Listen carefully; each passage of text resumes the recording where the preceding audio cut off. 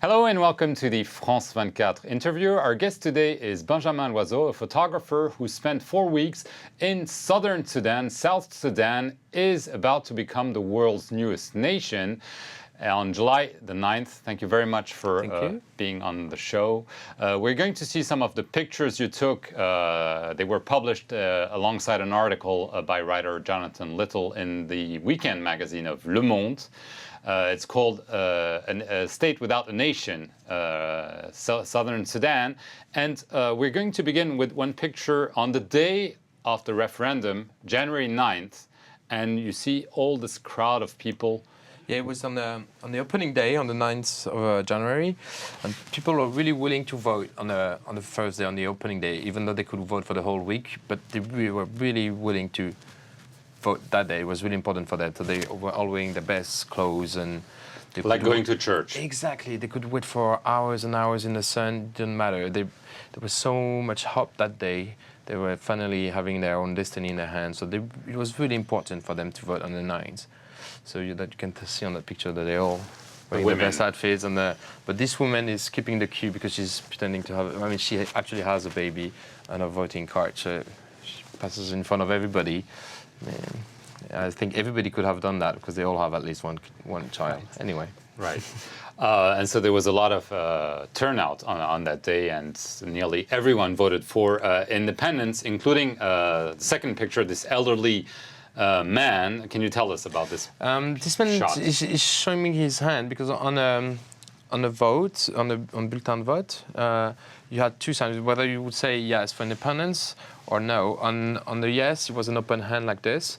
So I was taking pictures, and this man just showed up to me and stood in front of me very politely and just showed me his hand in sign of independence. So we didn't even talk. I just did this picture. Yeah, he was just proud, and we just looked at each other because we couldn't hardly talk anyway. I didn't have any translator at the time, so it was just a really proud moment. He just wanted to show me his hand for independence. Right. And the vote went rather smoothly despite fears that it would go astray. It went really well. Nothing special came up. 99% almost of people voted for independence. And no, the whole week was a lot of hopes and very good energy and smiles and enthusiasm. It was a beautiful moment.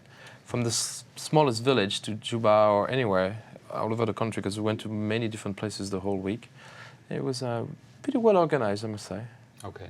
The third picture is about an issue that's come up. It's refugees coming back to the south from the north. According to the United Nations, around 360,000 have left the north of Sudan to come back since October. And we see a beautiful shot, actually, of a truck and people alongside. Can you tell us about it? Yeah, they were actually returnees that had left South Sudan to go and work and spend their life in the north. But because of the really difficulties they had there, most of them came back to vote for the referendum. And also they came back because they had a lot of hope in what was going to happen, also a lot of fear if they would stay in the north and that independence would be declared. So they left with all the means of transport possible by boat on the Nile, on trips that would take them for weeks, or by anything possible. So on the trucks was loaded with anything they had, chairs, loaded whatever. Is the words, right? Yeah, I think so. I mean, it was really loaded. There was loads of them. It was hard also to photograph them because some of them had lost everything. They had left and in a hurry, and it was a new adventure. Some of them had never been to South Sudan, so it was a new country for them. So they were a bit scared also, and they had to stay in this place on a football field and sleep on the floor under the truck. So it was not that easy to photograph. Right. We see the following picture with a small kid alongside. I don't know if it's his sister or his mother. Yeah, it's the sister and a little and brother. with also another truck. Another truck also behind. All their stuff. Right. I mean, were they welcomed in the south because they had, as you said, lived in the north, and were they concerned? Yeah, I think most of them. They were really proud of what they managed to organize the referendum. They were going to be independent, and there was no. I was surprised. I thought there would be more demonstration against the North, but it was rather they were proud of themselves and not not very. They were not trying to get any revenge from the Norse. They were just, happy to get rid of the Norse and to end up 30 years of war. But the authorities from what is going to be southern Sudan, I mean, is there a concern about how they can cope with all those people coming back? They were supposed to have more organization and more money was given to that, but actually on the field, they were on their own. Nothing was actually really well organized, I must say. So For them? Right? No. It was really difficult. Okay.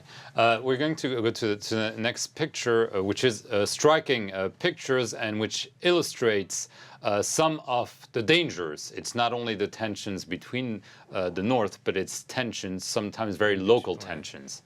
Yeah, so tell us about it. A lot of tension in between the south. This is like a stick in the middle of nowhere, out of the desert. You had to drive for hours just to get there, and it's the symbol of the border between the Malay and the Dinkas. So, yeah, out of nowhere you have these two ethnical groups, and they fight a lot for us, very simple reason, for cows, for lands, for this kind of thing. But and some are, there's a lot of guns, a lot of weapons everywhere, so it's really dangerous. And there are concerns actually that northern Sudan, which is not too happy to see the south secede, is arming militias, using them all alongside the future borderline. It's hard to prove, but yeah, definitely. The North is quite happy, I think, to split people in the... Right, divide. To divide a little bit, right. Yeah. And we're going to go to the next picture, which is an impressive one. It's one of a local SPLA, which is the ruling army, if I may say. So there are the authorities. You see lots of guns when you travel there. Yeah, almost everywhere. And so this one is the chief in Bor. And so we came to see him for an interview and to get the permission to travel there and take pictures. And the funny thing is always striking is that they're like tough guys with big guns, but then when they receive you in their office, you enter a room with pink flowers and a pink table and everything. I think this contrast. So you like the contrast between... Yeah, I think it's always interesting. Right. The next picture is about some of the SPLA soldier. Is there a sense that the military is going to play a big role in South Sudan? Obviously, there were years of war with the North, but is there maybe a concern that maybe they want a lot of power?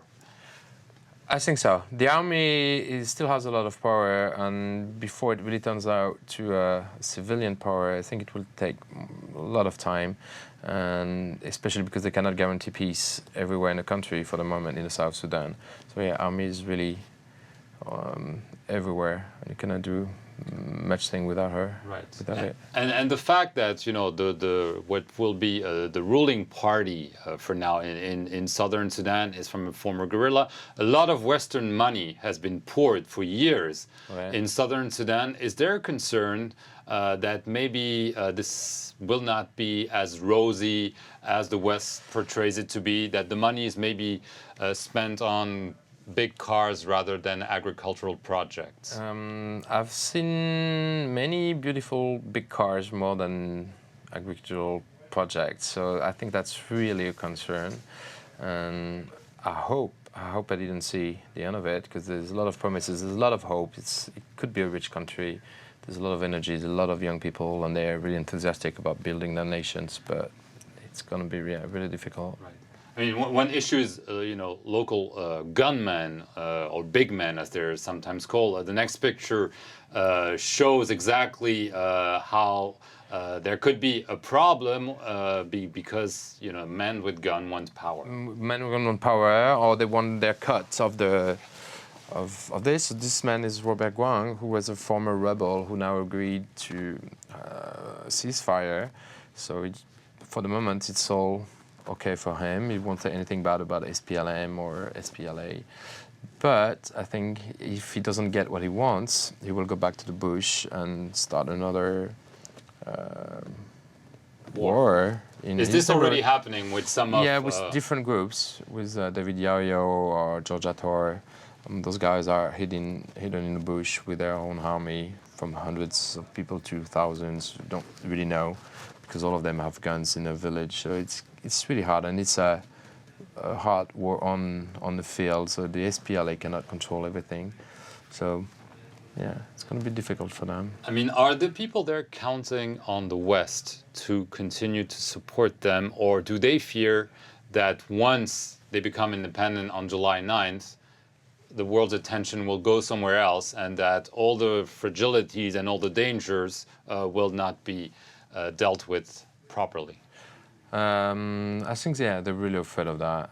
That once after the 9th of July, they will be left on their own. And probably it's something really basic, but during the rainy season for the whole summer, probably nothing's going to happen because it's so difficult to move. But I think in September or October, we'll start to see, I hope not, but a lot of uprising or rebellions starting all over the place.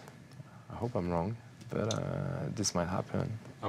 Okay, we'll have to see how the situation unfolds in southern Sudan, which will become the world's newest country, as we said. Thank you very much, Benjamin Loiseau, for coming on the France 24 interview. Thank you all for watching it. Stay tuned here on France 24.